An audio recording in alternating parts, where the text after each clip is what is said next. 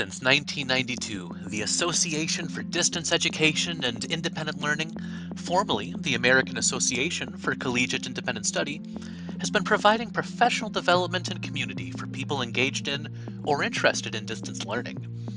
ADEIL Stories and Histories series seeks to paint a picture of ACES and ADEIL, to document the decades-long roots of the organization by gathering stories of longtime members. Ken Lightfoot, Assistant Director of Course Facilitation and Mentor Engagement at Thomas Edison State University, serves as chair of ADEIL's Archives Committee, preserving information and artifacts from ADEIL's history. Our conversation started with a snapshot of distance education in the 1990s and his introduction to ADEIL. I was the first instructional designer hired at Thomas Edison. Back in September 1996, I started. Yeah. And that was a time when everybody was starting to move towards computers, computer-aided delivery. Okay. And it was a very interesting time. I mean, Thomas Edison is very different than most other institutions that have distance ed components. Mm-hmm. Thomas Edison was set up exclusively to provide educational opportunities for adults. Mainly people who, for whatever reason, didn't go through the pipeline straight from high school to college and so on. They might have gone into career, military, got married, for whatever reason. They didn't make that smooth transition through the educational pipeline. Mm-hmm. And so this was thought that, and New Jersey was really innovative at the time. Was to set up Thomas Edison College at the time. But we would do things like prior learning assessment. They would do consolidation if you've had corporate training or any kind of training that you could document to show that it was the equivalency of actually taking that in a collegiate setting. Yeah. We would award credit for it and give you a transcript. Now, at first, my understanding was that we were not a degree completion institution. We didn't have the courses and so on, the programs, so somebody could come in and start from scratch. But they would then point people to other institutions where they could complete their degrees. But then at one point it was thought, well, maybe why can't we do it? Yeah. So they started to build courses, and we had a department called ADEIL, was Distant Independent Adult Learning. And these were the days when things were sent out literally in boxes. We would send out, usually the courses had a video or a cassette tape component. A lot of them were rented because there were producers like Dallas Community College, CPB Annenberg, and I think there were others as well. But they had big production facilities, and they would put together a course, and then we would license that. We'd lease it. Yeah. And that's what was sent out. But we would have to tailor it for our own students and our own usages. So we put together syllabi, and then we hired the mentors to actually work with the instructional designers to put together like what would be the pacing. We initially had 16 weeks. We only had 2 semesters, but so they would do what the assignments were. They would make the exams and so on, and then they would go on to actually facilitate the course and receive the submitted assignments, grade them, give feedback, and so on. And that's how it ran. When I came, there was only about, I think, there were less than 40 courses. There weren't a great, many of them, but we began to proliferate that. There was one program called MSM, the Master of Science and Management, or MSM, the Masters of Science and Management. Yeah, right, first time. Yeah, that was there were several courses to make that curriculum. We were involved in that, but this also at the same time, it was realized that we're going to go online as well. So the IT, we call it MIS, our IT department was experimenting with different learning management systems, and there weren't a million at that time. And Blackboard was the, more or less a monopoly at the time. So we opted for Blackboard. Okay. So it was an interesting progression, and other, colleges and universities, they were going through the same thing. How to harness the computer. Yeah. A lot of issues involved, as you can imagine. I mean, number one, there weren't a lot of digital natives. No, I suppose People not. there weren't, and so we were dealing with the workforce that were providing courses and platforms and so on had to do the learning curve of how to use this. Yeah. But also, you don't want to get ahead of yourself because you have to think, well, how many of our students have computers, have access to bandwidth at the time was always an issue. I think we started out with 386s. They hadn't gotten a Pentium yet. Yes. So as the technology progressed, so was our ability to reach an audience. And that audience became ever, more sophisticated because now we're probably dealing with digital natives. We were all digital immigrants, as Yeah. the terminology was at the time. Yeah. But it was a very interesting learning curve, and that's where ACES at the time was really instrumental because you could go and compare notes with other shops. Because Yeah. like distance, it dawned on me, at a point that I mentioned this to before. We would go to a conference and you might be there 3 days. When you think about it, it would take 5 years. You were maybe around people, got a chance to see them and talk to them for the equivalency of 2 weeks. Yeah. Yeah. And there were so many people at the conferences, it wasn't a chance to talk to every single person. Hmm. But not that, I mean, people were open, don't get me wrong, but it was just, not you were in sessions, you were doing this. So you began to build friendships and contacts over time. So it struck me as just as our students are struggling with working at distance, so we as professionals were. We might Yeah. be with a few colleagues, but to be able to actually, unless you moved around a bit or had conversations outside of the conferences and so on with people, you were working in isolation. So it approximated what some of our students were doing. Yeah. You kind of think about it that way. Yeah. Now, yeah, when did you get connected with ASUS and how did you make that connection? Yeah, I was a real newbie all around because I had lived outside the U.S. for over 20 years. Hmm. And I came back semester by semester for 2 years. I was a teaching assistant at the University of Connecticut to get my MA, but I was based in the UK and then eventually in Germany. So I applied for this job. And at that time, I don't know that there were many programs that actually trained people to be professional instructional designers. It was also such a new, you'd have to explain to people what's an instructional designer. Yeah. So at any rate, I applied for the job because the way they advertised it, the components looked like right up my alley, things that I had done, curriculum development and so on. And I had a specialty in adult education. So I came, interviewed, got the job. I started at the end of September. And ACES conferences were always held, depending on where, usually in November. Unless it was going to be in a really like the Rocky Mountains, they'd move it to October because of snow. Yes. Whether what it's like where you live. Oh, yeah.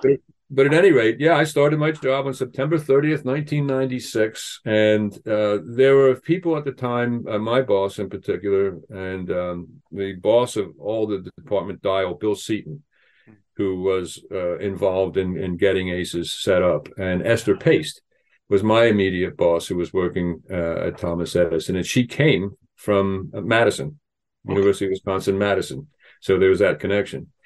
So she encouraged me to join. And said, and at that time, Thomas Edison would actually pay for the dues because, what they would do is they'd sponsor your travel, but the conference fees went towards paying your annual subscription. Mm-hmm. So, yeah, 6 weeks after starting, I hopped on an airplane and went out to Minneapolis. it was great. It was exciting, Okay. and also to be in an institution that was actually, supporting your career development and so on, and would sponsor you to do things like that. It was interesting. One thing that impressed me about the organization, and again, it used to attract an awful lot of people. I mean, as you talked about, they had rosters of like over 100 people. Mm-hmm. And they represented institutions, not just big players like I know Georgia, University of Georgia would come, LSU, places like that, but also smaller community colleges. Yeah. And North Dakota had a high school unit, and they had a very big presence. Yeah. And so they would come, but it was just you had not only people who were like directors of programs, and big at big name universities, but you had people that did more like the clerical type things. Yeah. People that had very diverse jobs, people that were in the technical, the IT side, people that were in the pedagogical side, people that were in the admin side. And that for me was very interesting because it certainly made me think that, it was all inclusive. Today we talk about diversity, equity, and inclusion. Yeah. Yeah. Thomas Edison has always been that way when you think about it. I mean, we were set up to break down any barrier of any type for somebody to pursue educational goals at whatever stage in their life. Yeah. And I always felt that ACEs and ADEIL was exactly the same. It didn't matter what, you don't even have to be in the professional, being Yeah. paid you're welcome. Hmm.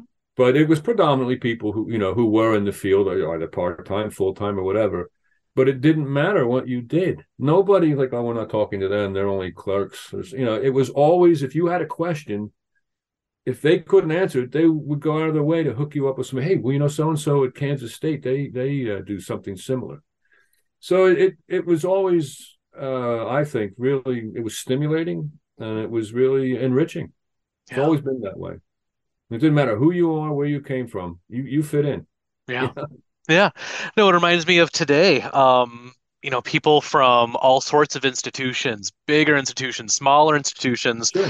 and we're fortunate to have members across that whole spectrum. Yeah, People yeah. who are jumping into the field, compared to like people who are pretty high up the administrative ladder. And I just love that sense of community that everyone is happy to learn from everyone.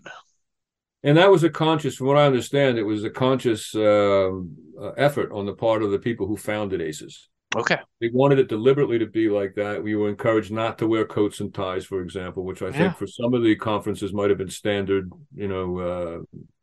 dress. Hmm. But they didn't want you to come sloppy. They said casual business dress. And one thing I did notice was kind of interesting. I think it was the University of Missouri was the first I noticed it.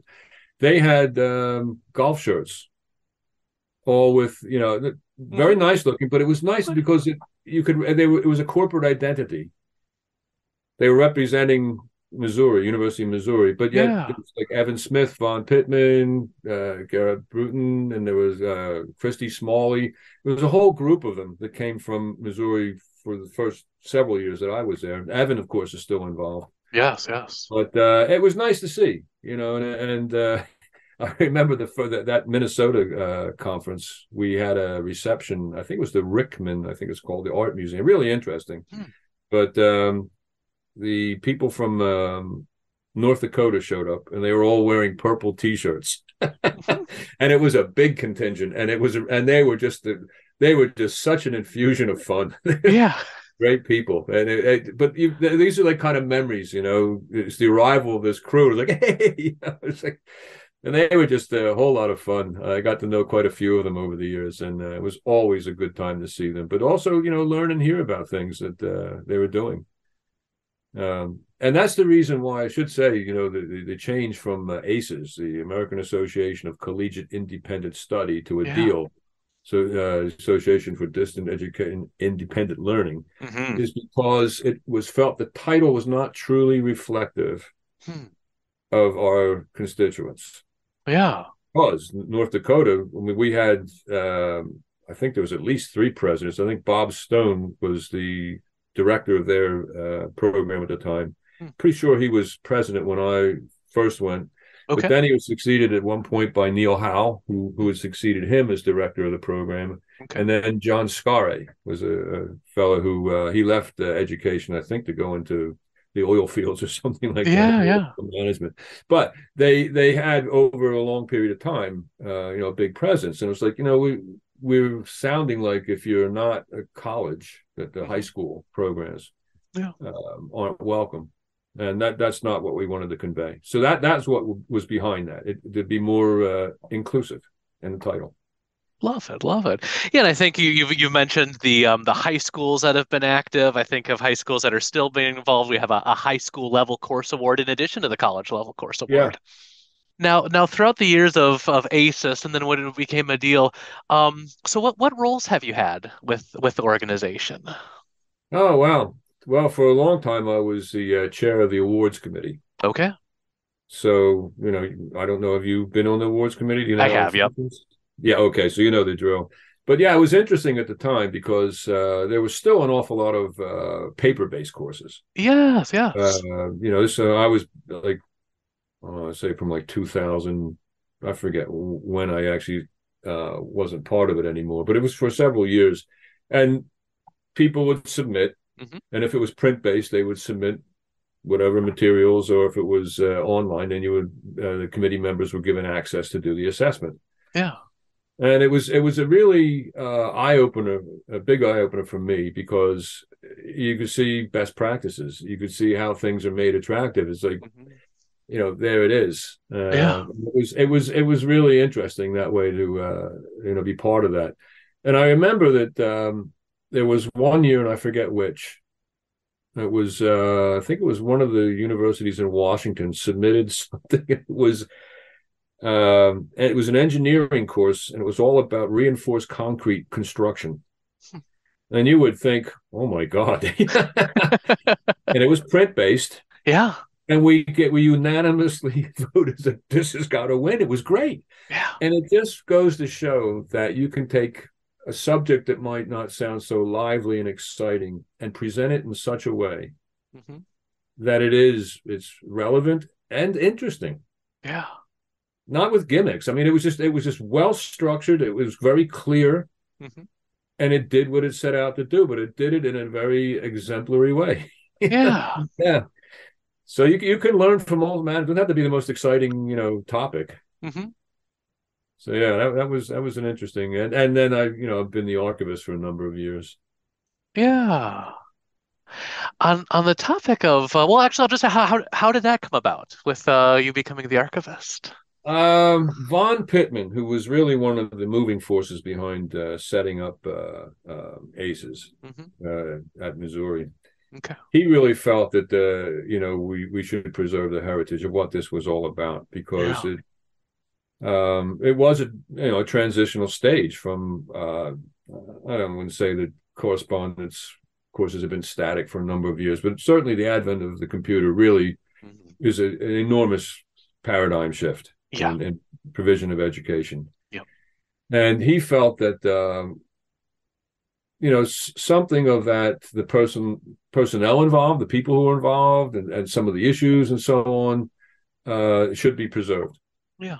So it was, keeping in archives.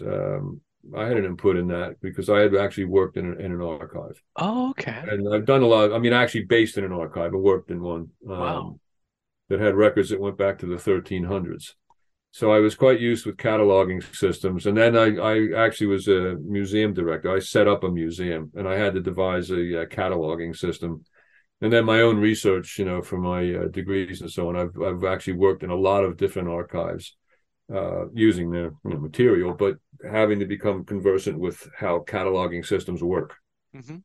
So I said, I'll take this on. Yeah, I think it's a good idea because we don't generate an awful lot of material. It's not like we do, big, thick annual reports or research articles and so on. But, over time, most of the correspondence is usually minutes from meetings, Hmm. that kind of thing, conference materials.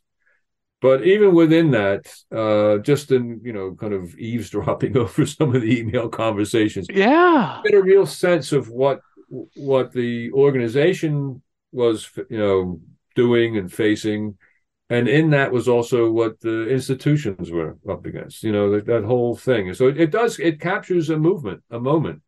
Yeah.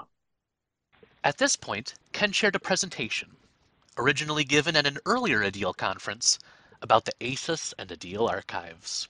I felt that it was, important to Yeah. share with everyone that there was a record, and it was also thought too. I mean, going forward, officers, there were situations where, let's say unique situations, but um, something might come up that where the information contained in the communications, letters, pamphlets, whatever that we'd produced might be of help. Hmm. You know, so that an officer could go in and have a look. Yeah. Well, first of all, I should say that the whole thing was conceived that we work with Google Docs at Thomas Edison.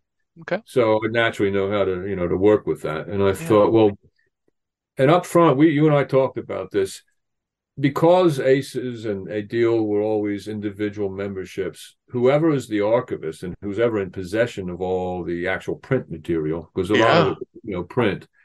Where do you house it? Yeah. So it was one of the first questions that Vaughn and I, wrestled with. I said, as time goes by, I'm going to have all this material. I know I had a lot of my own. I could Hmm. print out like the emails of the committees and so on that I was involved in, and other things, conferences. But where do we house it Yeah. physically? Hmm. And so I approached the New Jersey State Librarian, and because Thomas Edison had been so involved in the actual setting up and early days of ACEs, and he was agreeable. Yeah, great. He asked me how much shelf space. I said, we'd be lucky if we generate 6 inches a year, and we probably only have 5 foot now. So it wasn't like it's some enormous, 500 boxes were going to show up. Yeah. Because the New Jersey State Library is part of the Thomas Edison University system. Oh, okay. So that was, to me, was, a natural place to go ask. Well, he said yes, but before we could round up everything, he retired, and the new librarian said no. So I thought, well, I'm sure that the people at Thomas Edison who were involved could perhaps have a word with, But Hmm. then I thought, well, then, yeah, but it represents a problem, perennial problem, is because whereas you might have a member from, say, Thomas Edison, and that, I'm the archivist and I find a place for it. Well, if I go away, I'm not part of the organization anymore, and you have a new librarian and they look at this, what's this? They don't know the connection, they don't know Yeah. what it's, what's relevance anymore. Hmm. So this is an issue. And that's why I wanted to put things on the cloud. Yeah. One, because it's accessible. Hmm. You digitize it, and everybody who has access. I've made it so now the Google site is in my personal Google account, Hmm. but I set up every document, bar those except the financial and things like Hmm. that, Yeah. that anybody with access can see it. So if somebody, really what we should aim for is put it on a site where anybody can look at it. Yeah. Yeah. It'll be PDF, so they can't, doctor it or anything like that. But I Hmm. mean, I want it eventually to be accessible, not just ADEIL members, but obviously the committee needs to look at it, and it may be certain documents that aren't appropriate for public view. Oh, yeah. Yeah. You don't have many. I mean, I know of a couple, but 99% of it is it's mundane. It just shows the workings of an organization that's Hmm. committed to helping promote learning. Yeah. Simple as that. Hmm. So that's why we put it on the cloud, and that's why with my background I devised the system, and so that was one of the main challenges. And anytime anybody's going to do any kind of archive or collection organization, you have to look at what is it you have Hmm. and what is it you might have. Yeah. So you want it to be comprehensive, but not be too complex. Hmm. So anyway, these the slide, if you're looking at it with Vaughn Pittman, Evan Smith, and Elizabeth Yeah. Hobeck. Vaughn and Evan were colleagues at the University of Missouri, Mm. and Elizabeth was at the Ohio University in Athens, Okay. Ohio. And they were I guess they were founding members, but they were very interested in having an archive, somehow preserving our record. Yeah. And the next slide I had is called a major cache. Gail Hawkes was at Louisiana State University, Okay. Baton Rouge, and she was a very active member. And it turns out that when I put out a broadside, anybody have any material? Yeah. She said, "Oh, she sent me 3 or 4 big postal boxes. I mean, we're talking a huge cache, but it was tremendous. Yeah. Um, but it wasn't overwhelming, but Hmm. it was more than I could alone handle. Yeah. So Michael Amick, who at the time was at I forget, it was Central Lakes Community College, I think it was. I think he's at Pima in Arizona now. But Oh, okay. Michael Michael volunteered to have his staff actually scan it. Wow. So it was redirected to Michael. Hmm. So Gail sent it to me, and you can see those boxes. Hmm. Um, it was then forwarded to Michael. Michael then digitized it all. Yeah. And then again, the organization of it is, what do we have? What's in those boxes? What categories does this actually fall into? So you have to look at it from the big picture rather than just like a committee picture. So, okay, so I thought, well, we do have occasionally produced lists of officers. So you get a Hmm. snapshot at any one period in time, like who was an officer. Yeah. You have conference material. Obviously, there's a lot of preparation for conference, and Hmm. then generate information around the conference, even all sorts of things, programs, that kind of thing. And then there's meeting minutes, and all the committees have meetings. Hmm. So someone is taking the meetings, and then with that, there's like agendas as well. Usually, we would get an agenda, what was going to be talked about, along with the minutes from the last meeting, and so that would be a monthly, production. And the meeting minutes are quite interesting for me because they encapsulate a lot of things that we were talking about at the time. Yeah. Issues, and as far as looking introspective in the organization, that's really interesting. um, we had listservs. They were updated every now and then, so that you can see collectively over time, who was a member. We had oral history. We were going to launch a more robust program. It never got fully off the ground, but they did do a couple. I know that the guys at North Dakota, I think they interviewed Bob Stone, and because Bob was an early member as well, Okay. and he was the director of the program in North Dakota. So he had a very interesting perspective, as did all of them from North Hmm. Dakota, about how to, And I remember talking to them. They're saying things like, "Well, the beauty of it is that if a student, we can offer a Latin course to one student that lives out in the middle of nowhere." Yeah. So it was an interesting group that had some really interesting challenges to overcome, and some interesting ways of doing it. Hmm. Membership directories, and there was some snail mail, not a lot, but there was some newsletters. We used to produce a newsletter called the Study Guide, and they're very interesting, Yeah. especially for the early conferences and stuff. They included all sorts of roundup stuff, and it was really interesting. Committee correspondence, there might be an awful lot of stuff outside of the meetings, Hmm. that kind of thing. Yeah. I think we did a couple of surveys. I forget what they were in conjunction with. And then listserv correspondence. I forget exactly what that was about, but that was basically how the categories things would fit into. Hmm. And there was always the usual, miscellaneous. Yes. So I wanted to avoid having a miscellaneous, I wanted to be very special. It's so unique. Yeah, that deserves it. You couldn't call it anything else. Yes. So we don't have a lot of things that go into miscellaneous. But as you can see in that slide, you've got the study guide, and some Yeah. of the other representative type documents. Hmm. Um, yeah. So anyway, Michael put everything digitized, and they didn't bother to label what things were. They just were assigned a random, whatever Dropbox number, Oh, okay. and the Dropbox was then sent to me. I would go through them and then rename them. Hmm. Having created the categories, I didn't know, like, they didn't scan them in any particular order. They didn't pre-sort. It was just Okay. whatever was in the top of the box went. So I might get something that could be a listserv, followed by an agenda for a meeting in 1999, followed by conference material from 2000. So I'd establish those categories first, Mhm. and then as I got, would go through the literally hundreds of documents, Yeah. I would then rename them Okay. um, one by one. It was, as you can imagine, it took time. Yeah.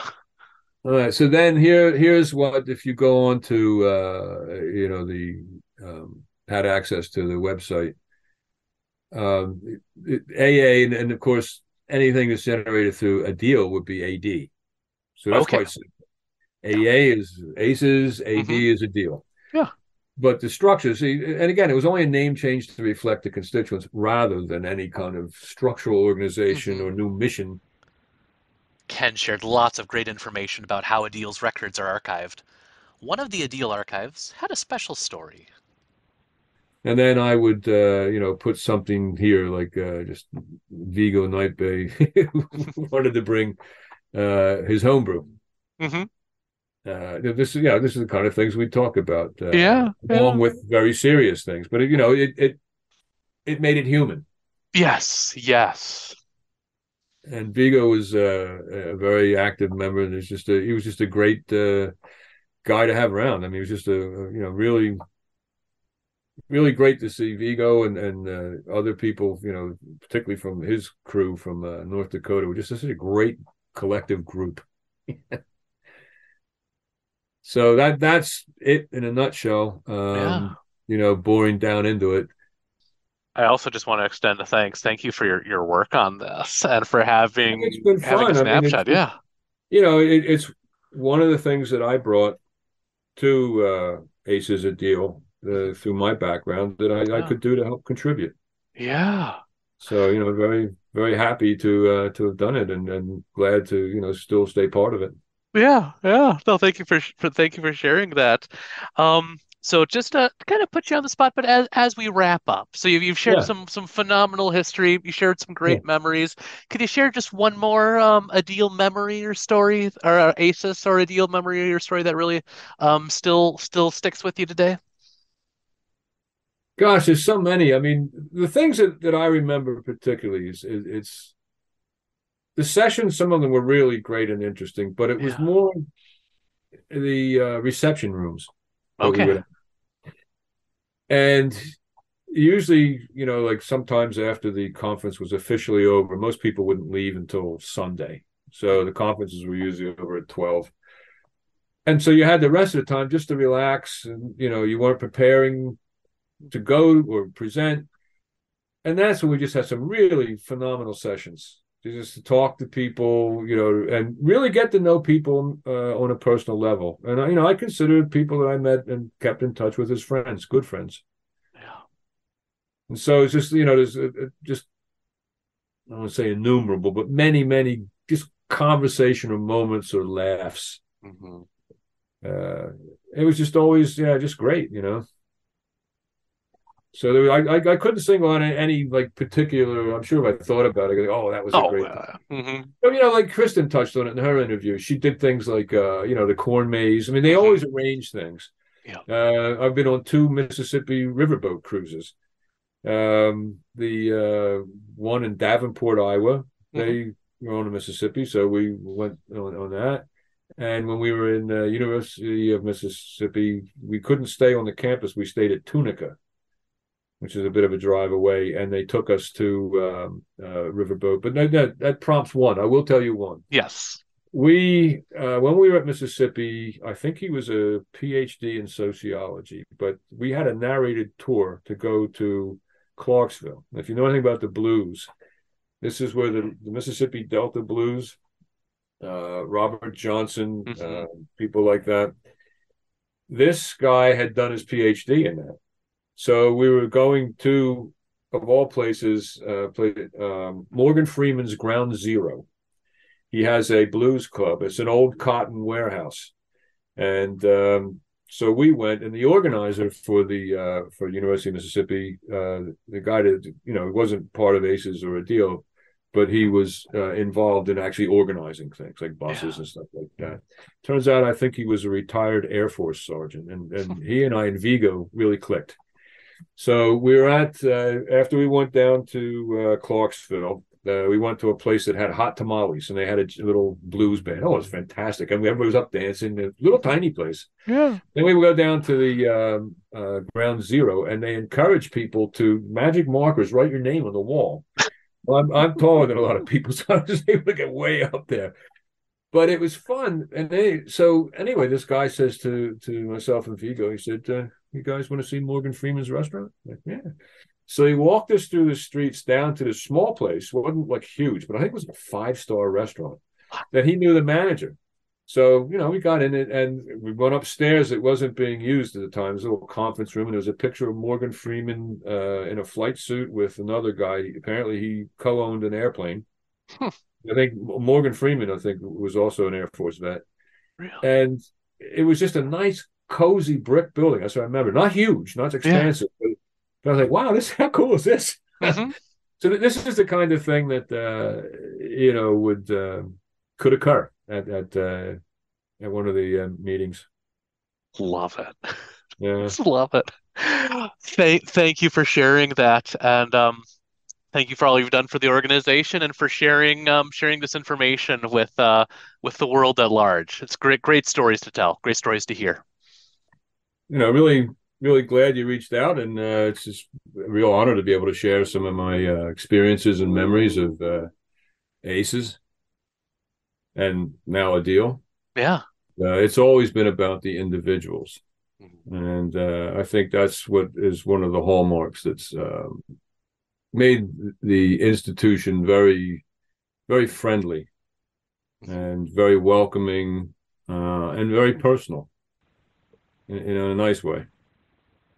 We'll close this video with bonus information about other archival work Ken has done, specifically working with 13th century artifacts. Tell me a Yeah. little bit about the 13th century stuff that you worked with back in your previous role. Yeah. Well, I have always been interested in history. And then later, when I went to university, it was the Middle Ages. Yeah. So I specialized in that. And when I graduated, I actually got a degree in archaeology, a bachelor's degree. And well, I actually started a job before I graduated in 76, but I worked for an organization called the Glamorgan Gwent Archaeological Trust. And this is one of four trusts set up in Wales to preserve the archaeological record, Yeah. preserve and promote. This mandate was quite simply educate the public in archaeology. There was a lot of, I know I specialized in castles, but I worked on Roman sites, Bronze Age, Iron Age, but I ended up working on quite a few castles. And I did one big excavation. It was for 2 years, and we completely excavated an early Norman castle. So then I went to University of Connecticut as a teaching assistant there and did my master's degree. But I was able to use a lot of the work that I had done in archaeology to, as part of my history degree. When I left there, I went to back to Wales and I became a uh, museum curator, but I was entrusted in setting up a museum. And it was in a town that had two castles in its area. Hmm. And in between times before I actually left the archaeological field, I was also officially the keeper of Oystermouth Castle in Swansea in Wales. And I did an architectural and archaeological survey over a period of like, I don't know, 2 or 3 summers Wow. for Swansea Wow. City Council, the second largest city in Wales. Hmm. So yeah, and I had this deep interest, and then I went and I did my PhD in, and the title is the Household Knights of King Henry III, 1216 to 1236. So I poured through, I reconstituted a certain group of people that were directly employed, shall we say, by the king. They're known as the King's Knights, but there was no one list of them. I had to Hmm. scour through all these different records and piece together. It'd be like trying to piece together who was a member of ACES Yeah. 300 years from now. But then once you did, you followed their careers and you saw what they were tasked in doing, and from that you could then start to piece together what royal policy was at the time. It was an interesting period in English history. Yeah. It was right after King John and Magna Carta. And so England was in a civil war, and they were trying to. And the new king Henry III was only 9 years old, and it was a very interesting period. But the person, the records, I love working with the original records. It's just Yeah. fantastic. Yeah. Oh, that's amazing. Thanks for sharing that. Yeah, I'm currently transcribing and translating a charter that was issued by Henry III on October 26, 1265. Yeah, so Nice, it's yeah. fun. That keeps my hand in.